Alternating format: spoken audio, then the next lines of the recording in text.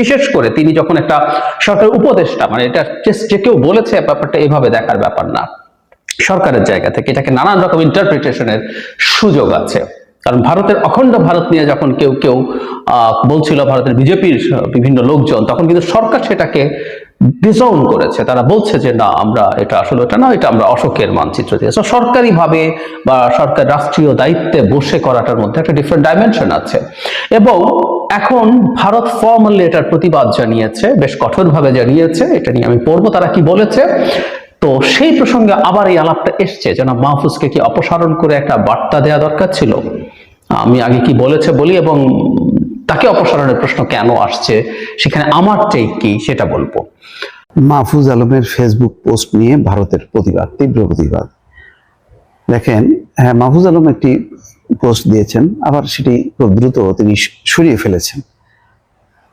সরিয়ে ফেলা পোস্ট নিয়ে ভারতের পররাষ্ট্র মন্ত্রণালয়ের মুখপাত্র রণধীর জয় সওয়াল যেভাবে প্রতিবাদ করেছেন, এইটা বোঝা যায় যে পান থেকে চুন খুসলেই তারা ধরে বসতেছেন। বাংলাদেশের ব্যাপারে আমি এর আগেও বলেছি যে ভারতের সমস্ত গণমাধ্যম বাংলাদেশের প্রতিনিয়ত ঘটনা প্রবাহ নিয়ে তারা রিপোর্ট করে এবং যত নেগেটিভ নিউজ আছে বাংলাদেশের বিরুদ্ধে নেতিবাচক, সেই খবরগুলোকে তারা ফোকাস করে।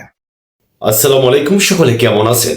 সম্মানিত দর্শক, শিরোনামে কিছু অংশ দেখতে পেয়েছেন, সম্পূর্ণ নিউজটি দেখবেন। খুবই গুরুত্বপূর্ণ তথ্য। ভারতকে নিয়ে ডক্টর মোহাম্মদ ইউনূসের মাস্টার মাইন্ড উপদেষ্টা মাহফুজ আলম সে উস্কানিমূলক একটা পোস্ট করেছে। এই পোস্টটা করে বর্তমানে পড়েছে বিপদের মুখে। ভারত কিন্তু বর্তমানে কঠিনভাবে এটা নিয়ে খেপেছে। শেষ পর্যায়ে ভারত থেকে যে বার্তা দিয়েছে, এই বিষয় নিয়ে তথ্য পাবেন আজকের এই নিউজ থেকে এবং জানতে পারবো এই উপদেষ্টা মাহফুজ আলম সে কি মূলত পদত্যাগ করবে, তার কি পদত্যাগ করা উচিত, এই বিষয় নিয়ে ডক্টর জাহিদ ভাই আলোচনা করেছে এবং সিনিয়র সাংবাদিক মোস্তফা ফিরোজ ভাই তথ্য দিয়েছে। খুবই ইন্টারেস্টিং তথ্য, স্কিপ না করে দেখবেন। কথা বাড়াবো না, চলে যাব স্ক্রিনে। সরকারের উপদেষ্টা জনাব মাহফুজকে নিয়ে নানা রকম বিতর্ক আছে। আমি নিজেও তার কিছু কিছু বিষয় নিয়ে সমালোচনা করি। কিন্তু সাম্প্রতিক তার একটা কাজের পর কেউ কেউ বলছেন যে তাকে উপদেষ্টা পদ থেকে অপসারণ করা উচিত ছিল। সেটা হচ্ছে তিনি অখণ্ড বাংলাদেশ, অখণ্ড বাংলা, আমরা এভাবে বলবো, ম্যাপ দিয়ে রীতিমতো একটা স্ট্যাটাস দিয়েছেন আমাদের বিজয় দিবসে, যেখানে ভারতের ভূমি বাংলাদেশের সাথে সংযুক্ত করে গ্রেটার বেঙ্গল তৈরি করার কথা আছে। দুপক্ষ হয়ে গিয়েছিল মানুষের মধ্যে। কেউ সমর্থন করেছেন যে ভারত অখণ্ড বাংলার কথা বললে আমরা কেন অখণ্ড ভারতের কথা বললে আমরা কেন অখণ্ড বাংলার কথা বলতে পারবো না। আবার কেউ কেউ মনে করেছেন যে মুহূর্তে ভারত আমাদের সাথে নানা রকম বাহানা খুঁজছে ঝামেলা করার, সেখানে এই ধরনের কথাবার্তার হাতে একটা অস্ত্র তুলে দেওয়া। আমি নিজেও এই সেকেন্ড অপিনিয়নটা সমর্থন করি।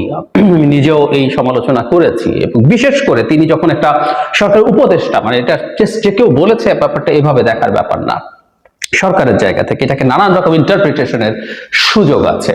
কারণ ভারতের অখণ্ড ভারত নিয়ে যখন কেউ কেউ বলছিল, ভারতের বিজেপির বিভিন্ন লোকজন, তখন কিন্তু সরকার সেটাকে ডিজাউন করেছে। তারা বলছে যে না, আমরা এটা আসলে এটা না, এটা আমরা অশোকের মানচিত্র দিয়েছি। সরকারি ভাবে বা সরকার রাষ্ট্রীয় দায়িত্বে বসে করাটার মধ্যে একটা ডিফারেন্ট ডাইমেনশন আছে।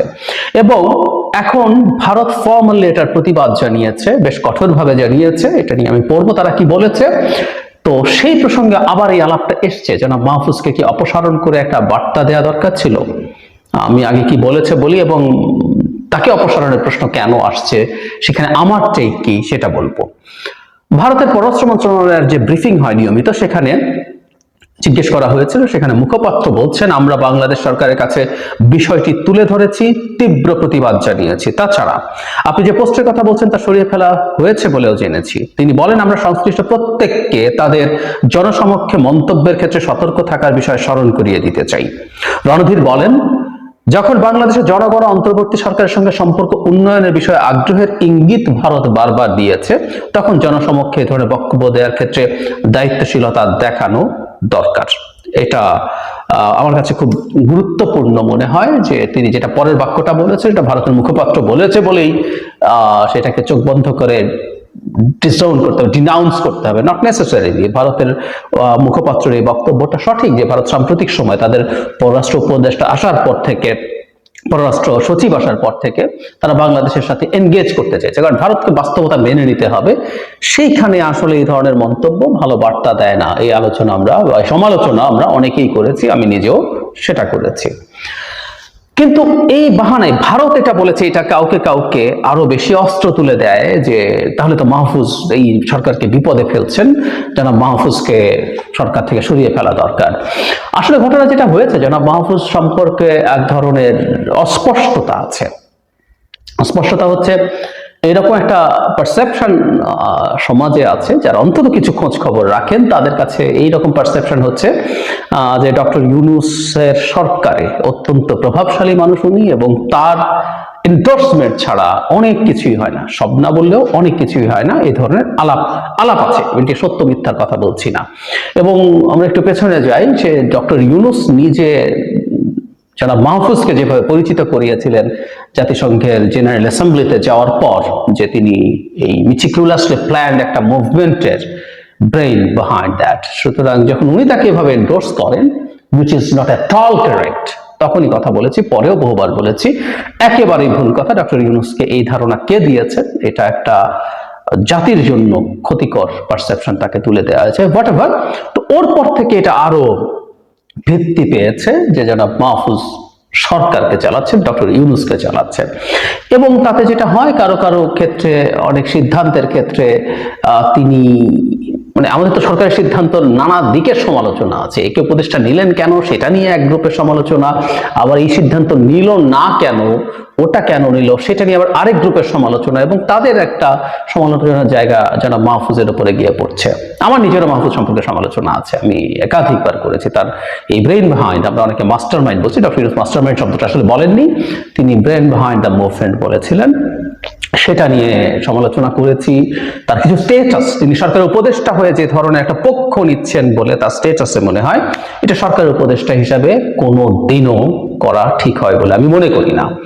উনি বিশেষ সহকারী ছিলেন, সচিব পদমর্যাদার, পরে তার পদোন্নতি হয়েছে, এবং এখন উনি একই কাজে আছেন কিনা আমরা জানি না, কারণ এটা উপদেষ্টা হওয়ার পর কেউ কেউ মনে করছিল তাকে ক্যাবিনেট দেওয়া হচ্ছে কিনা। যাই হোক, আমরা ধরে নেব যেহেতু পরিবর্তন হয়নি, ক্যাবিনেট দেওয়া হয়নি, তিনি ওই দায়িত্বেই আছেন।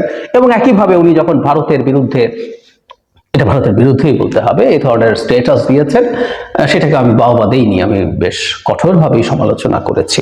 কিন্তু জনাব মাহফুজের বিরুদ্ধে যখন ভারত এভাবে কঠোরভাবে নামছে, দাঁড়াচ্ছে, মানে মাহফুজের সমালোচনা, যেমন মাহফুজকে আমরা সমালোচনা করতে পারি, করছি তার কিছু আচরণ ঠিক করার জন্য। এমনি নীতিগতভাবে ছাত্রদের প্রতিনিধি সরকারে থাকা আমি সমর্থন করিনি, এটা একটু বলে রাখা ভালো। জনাব নাহিদ এবং আসিফ যখন প্রথম ক্যাবিনেট হয়েছে, মাই ভেরি ফার্স্ট ভিডিও আমি বলেছিলাম যে তাদের ক্যাবিনেটে যাওয়া কোনোভাবেই ঠিক হয়নি। তাদেরকে নিয়ে আমার এক্সপেকটেশন যা ছিল তার সাথে একটা সাংঘর্ষিক। আমাকে কেউ ভুল বলতে পারেন, কিন্তু আমি সেটা মিন করি। ঠিক একইভাবেই আমি মনে করি জনাব মাহফুজও নাহিদ এবং আসিফদের মতো করে সরকারে থাকা উচিত ছিল না।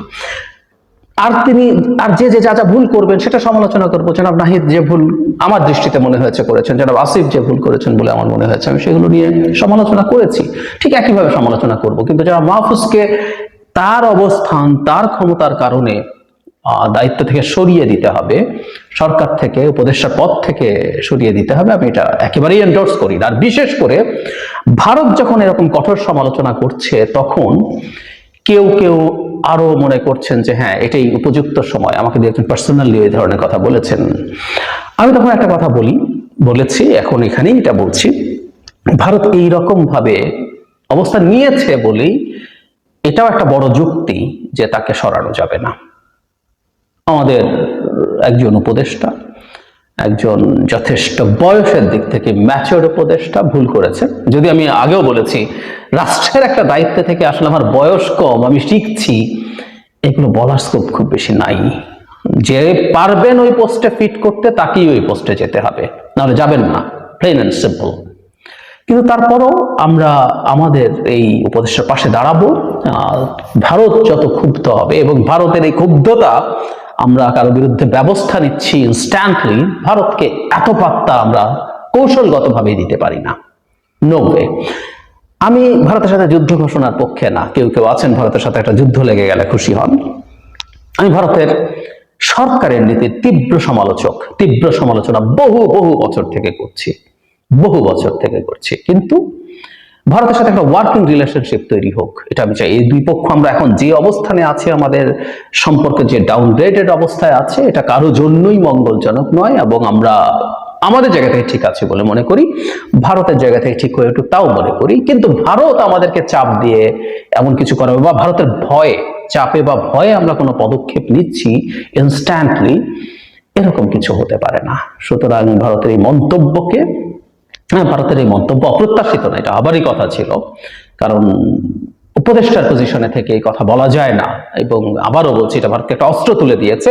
এবং এটা যে শুধুমাত্র প্রতিবাদ করেছে তা না, ভারত এটা ব্যবহার করবে, যে সরকারের পক্ষ থেকে ভারতের বিচ্ছিন্নতাবাদ উস্কে, শুধু বিচ্ছিন্নতাবাদ না, ভারতের অংশ, আমি অ্যানেক্স করার কথা বলছি, মানে ভারতের অনেক জায়গায় স্বাধীনতা সংগ্রাম আছে তাদের ভাষায়, আর ভারতের ভাষায় বিচ্ছিন্নতাবাদীরা আছেন, তারা তো লড়াই করছে স্বাধীন দেশের জন্য, সেটা সমর্থন করে আলাদা দেশ হওয়া এক কথা। আমরা ভারত থেকে বেশ কিছু অংশ বিযুক্ত করে আমার সাথে অ্যানেক্স করে আমার দেশটাকে বড় করতে চাইছি, এটা ভয়ঙ্কর কথা। ভারত এটা অলরেডি ব্যবহার করবে, এই ড্যামেজটা অলরেডি হয়ে গেছে। তবে তিনিও অ্যাকনলেজ করেছেন যে তিনি এটা ডিলিট করেছেন, ভারতের যে মুখপাত্র। সো এটারও একটা ইঙ্গিত যে এটা সঠিক হয়নি। বা আমি মনে করি জনাব মাহফুজ শুধু ডিলিট না, জনাব মাহফুজ এরকম একটা স্ট্যাটাস, এটা উনি ওন করতেই পারেনি ধারণা, কিন্তু এটা যে উপদেষ্টার জায়গা থেকে তার ভুল ছিল, সেটা আসলে উনি আবার স্ট্যাটাস দিয়ে জানাতে পারেন। ওই কারণে সবার সব চিন্তা মিলবে না, ওনার এই চিন্তা সঠিক কি ভুল সেটা আরেক ডিবেটের বিষয়। কতটুকু করা যাবে, কতটুকু ভাবা যাবে, সেই ডিবেট কেউ করতে পারেন। আমি ইনফ্যাক্ট ইভেন উপদেষ্টা বলে না, আমি এই যে পারসেপশন, আমি নিজে এটা এন্ডোর্সই করি না, কিন্তু কেউ করতে পারেন। কিন্তু উপদেষ্টার জায়গা থেকে এটা বলা যে ভুল ছিল, সেটা তিনি একটা স্বীকারোক্তি দিলেই সবচেয়ে ভালো হতো।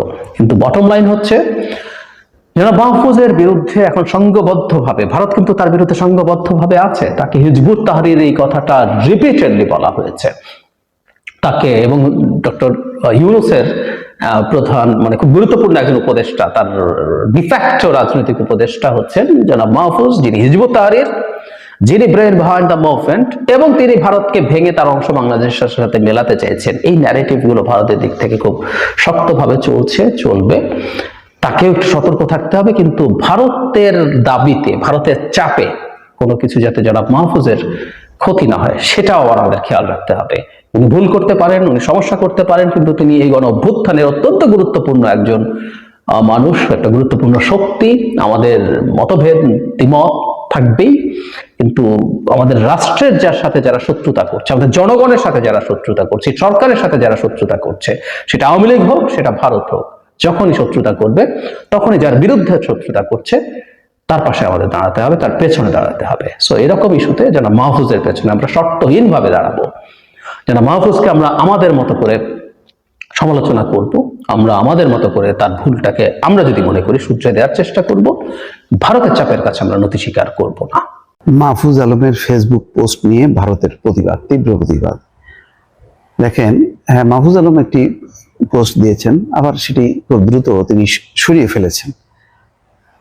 সরিয়ে ফেলা পোস্ট নিয়ে ভারতের পররাষ্ট্র মন্ত্রণালয়ের মুখপাত্র রণধীর জয় সওয়াল যেভাবে প্রতিবাদ করেছেন, এইটা বোঝা যায় যে পান থেকে চুন খুসলেই তারা ধরে বসতেছেন। বাংলাদেশের ব্যাপারে আমি এর আগেও বলেছি যে ভারতের সমস্ত গণমাধ্যম বাংলাদেশের প্রতিনিয়ত ঘটনা প্রবাহ নিয়ে তারা রিপোর্ট করে, এবং যত নেগেটিভ নিউজ আছে বাংলাদেশের বিরুদ্ধে নেতিবাচক, সেই খবরগুলোকে তারা ফোকাস করে। সেটা সেই সংখ্যালঘু নির্যাতন নিয়ে আপাতত দেখছেন 5 আগস্টের পরে নাকি হামলা হয়েছে, আজব এক তথ্য তারা দিল যে 2200 হামলার ঘটনা ঘটেছে, যেটা সম্পূর্ণ মিথ্যা। সেখান থেকে ব্যাখ্যা দিতে হয়েছে। এখানে মাহফুজ আলম একটা বলেছেন, সেই ঘটনার আমি একটু বলি যে খবরটি এসছে এইভাবে। বাংলাদেশের অন্তর্বর্তী সরকারের উপদেষ্টা মাহফুজ আলম একটি ফেসবুক পোস্টে তীব্র প্রতিবাদ জানিয়েছে ভারতের পররাষ্ট্র মন্ত্রণালয়ের মুখপাত্র রণধীর জয়সওয়াল অন্তর্বর্তী সরকারের নেতৃস্থানীয়দের সতর্ক করে বলেন, জনসমক্ষে মন্তব্যের ক্ষেত্রে সবার দায়িত্বশীল আচরণ করা উচিত। তো তারা কি দায়িত্বশীল আচরণ করছে? তারা যে এই ভুয়া বক্তব্য রাখছে বাংলাদেশের সংখ্যালঘু নির্যাতন নিয়ে, তা তো করছে না। জয়সওয়াল জানিয়েছেন, বাংলাদেশ সরকারের সঙ্গে সম্পর্ক উন্নয়নে ভারতের আগ্রহ আছে, তবে এমন মন্তব্যের কারণে জনসমক্ষে বক্তব্য প্রদানে দায়িত্বশীলতার প্রয়োজনীয়তা আরো স্পষ্ট হয়। ভারতীয় সংবাদ মাধ্যম হিন্দুস্তান টাইমসের প্রতিবেদন থেকে জানা যায়, শুক্রবার একটি সংবাদ সম্মেলনে রণধীর জয়সওয়াল এসব কথা বলেন। তিনি বলেন, আমরা এই বিষয়টি নিয়ে বাংলাদেশকে আমাদের তীব্র আপত্তির কথা জানিয়েছি। সংশ্লিষ্ট পোস্টটি সরিয়ে ফেলা হয়েছে বলে জানানো হয়েছে। তবে জনসমক্ষে মন্তব্যের ক্ষেত্রে দায়িত্বশীলতা বজায় রাখা জরুরি। ভারত বারবার বাংলাদেশের জনগণ ও অন্তর্বর্তী সরকারের সাথে সম্পর্ক উন্নয়নে ইচ্ছা প্রকাশ করছে, কিন্তু এই ধরনের মন্তব্য দায়িত্বশীল আচরণের প্রয়োজনীয়তাকে তুলে ধরে। সংবাদ মাধ্যম পিটিআইয়ের প্রতিবেদন অনুযায়ী মাহফুজ আলমের একটি পোস্টে উল্লেখ করেন, যে গণ আন্দোলনের মধ্য দিয়ে হাসিনার পতন হয়েছে, ভারতের উচিত সেই গণ আন্দোলনকে স্বীকৃতি দেওয়া। পরে এই পোস্টটি সরিয়ে ফেলা হয়। তো ঠিক আছে, যে গণ আন্দোলনের মাধ্যমে হাসিনা পতন হয়েছে, ভারতের উচিত সেই গণ আন্দোলনকে স্বীকৃতি দেওয়া। হ্যাঁ, ইকোনমিক টাইমস স্বীকৃতি দিয়েছে, বাংলাদেশকে সবার উপরে রেখেছে। তারা সিরিয়ার থেকে বাংলাদেশকে উপরে রেখে 2 স্বৈর শাসনের পতন হয়েছে, বাংলাদেশের পতন হয়েছে। সেই পতন এবং পরবর্তীতে স্থিতিশীলতার রক্ষায় যে ডক্টর ইউনূসের অবদান, সেই অবদানকে মনে করে তারা সবার উপরে রেখেছে বাংলাদেশকে। সরকারি চাকরিতে কোটার বিরুদ্ধে গড়ে ওঠা আন্দোলনের মুখে গত 5ই আগস্ট বাংলাদেশ ছেড়ে যান শেখ হাসিনা। এরপর বিক্ষুব্ধ জনতার সহিংসতার আশঙ্কায় একটি সামরিক বিমানে করে তিনি ঢাকা ছাড়েন। পরবর্তীকালে 8ই আগস্ট নোবেলজয়ী ডক্টর মোহাম্মদ ইউনূস অন্তর্বর্তীকালীন সরকার গঠন করা হয়। অন্তর্বর্তী সরকার দায়িত্ব নেওয়ার পর থেকে বাংলাদেশের সংখ্যালঘুদের উপর কথিত নিপীড়নের অভিযোগ করে আসছে ভারত। এই নিয়ে প্রতিবেশী 2 দেশের মধ্যে সম্পর্কে টানাপোড়েন হয়েছে। গতকাল বৃহস্পতিবার ভারতের পররাষ্ট্র প্রতিমন্ত্রী কীর্তিবর্ধন সিং রাজ্যসভায় দেওয়া একটি বক্তব্য বলেন, বাংলাদেশের সংখ্যালঘুদের নিরাপত্তা নিশ্চিত করার বিষয়ে ভারতের উদ্বেগের বিষয়টি বাংলাদেশ সরকারের কাছে জানানো হয়েছে। টেলিগ্রাফ ইন্ডিয়ার একটা প্রতিবেদনে বলা হচ্ছে, নোবেল বিজয়ী অর্থনীতিবিদ ডক্টর মোহাম্মদ ইউনূস বাংলাদেশে ক্ষমতা আসার পর থেকে সম্পর্ক জটিল হয়ে ওঠে। সম্প্রতি হিন্দু সম্প্রদায়ের আক্রমণ ও ইসকন নেতা চিন্ময় কৃষ্ণ দাসের গ্রেপ্তারের ঘটনা উত্তেজনা আরো বেড়েছে। তবে ভারত আশা করে বাংলাদেশ সরকার হিন্দু এবং অন্য সংখ্যালঘুদের সুরক্ষা করবে এবং তাদের অধিকার যথাযথভাবে পদক্ষেপ নেবে। বাইরে গেল তো বাংলাদেশের ব্যাপার, ভারতে কি হচ্ছে সেগুলো নিয়ে তাদের কোনো টেনশন নেই। আর এখানে একটা মাহফুজ আলম গণ আন্দোলন বা গণ অভ্যুত্থান বা এই পরিবর্তনকে স্বীকৃতি দাবি জানিয়েছে। এটা জানাইতে পারে, যে কোনো নাগরিক পারে। তো সেটা যদি করে, এমন কি হ্যাঁ বলতে পারে যে আমরা গণ অভ্যুত্থানকে অভিনন্দন জানাচ্ছি এবং এই অভ্যুত্থানের মধ্য দিয়ে একটি শাসনের পতন ঘটেছে, আর একটা শাসন উত্তরণ হোক গণতান্ত্রিক ভাবে এবং দেশে স্থিতিশীলতা বজায় থাকুক, সেটা আমরা প্রত্যাশা করি। সিম্পল। এটার ব্যাপারে কি এমন ঘটনা একটা হাসিনা মাইন্ড করবে, আওয়ামী লীগ মাইন্ড করবে? আমি জানি না ভারতের এত স্পর্শকাতরতা কেন। ভালো থাকবেন, আল্লাহ হাফেজ। খুবই গুরুত্বপূর্ণ তথ্য আমরা দেখতে পেয়েছি আজকের এই নিউজ থেকে। ডক্টর ইউনূসের মাস্টার মাইন্ড মাহফুজ আলম, সে যে ভারতকে নিয়ে যে পোস্ট করেছে, এটা নিয়ে গুরুত্বপূর্ণ তথ্য আমরা দেখতে পেয়েছি আজকের এই নিউজ থেকে। ডক্টর জাহিদ ভাই আলোচনা করেছে, শেষ পর্যায়ে ভারত থেকে যে বার্তা দিয়েছে এই বিষয় নিয়ে তথ্য আমরা জানতে পেরেছি। সম্মানিত দর্শক, আপনাদের মতামত মেসেজ করে জানাবেন। ভালো থাকবেন, আসসালামু আলাইকুম।